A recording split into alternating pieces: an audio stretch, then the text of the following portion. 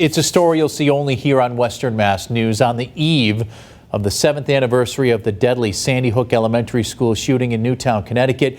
We hear from the father of one of the first graders killed and how he's coping after all these years. Western Mass News reporter James Villalobos joins us live in the studio with his story. James? Well, Chris, 6-year-old Jesse Lewis would have been 13 and a half years old if he was still alive today. His dad, Neil, tells me he distinctly remembers sitting, waiting with other parents to hear the news on his son. It's a memory that till this day is one that he'll never forget. Been gone longer than he's been in my life, or was in my life, before he got killed. Neil Heslin had just one son, Jesse, who was a first grader at Sandy Hook Elementary School. The morning of December 14th, 2012, he dropped Jesse off at school. To be exact, 9:04 that morning would be the last time he saw Jesse as he turned a corner inside the school. Neil never expected that to be the last time he was going to see his only son. Jesse's last words were for his classmates to run. 9 of them ran and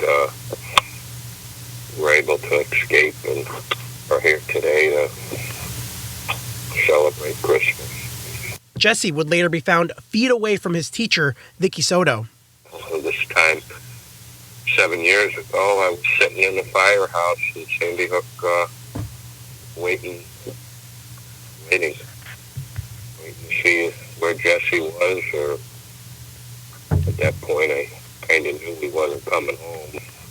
But he hung on to that 1% chance that he would have survived. Now, 7 years later, the heartache and trying to understand why this happened hasn't gotten easier. Neil tells Western Mass News he began feeling sad last week, couldn't figure out why until he realized that the anniversary was approaching. The holidays are hard regardless. There's no words for it.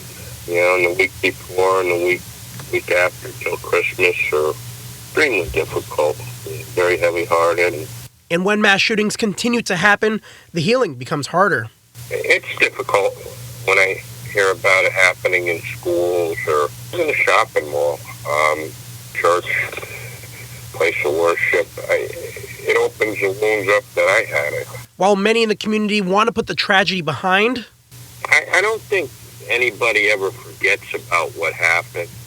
I don't think they ever will ever forget Sandy Hook.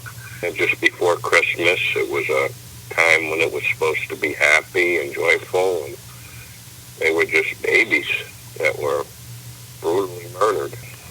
With less than 2 weeks until Christmas, Neil says he just simply cannot take part in the holiday season. I haven't set a Christmas tree up or celebrated a Christmas ever since I lost Jesse.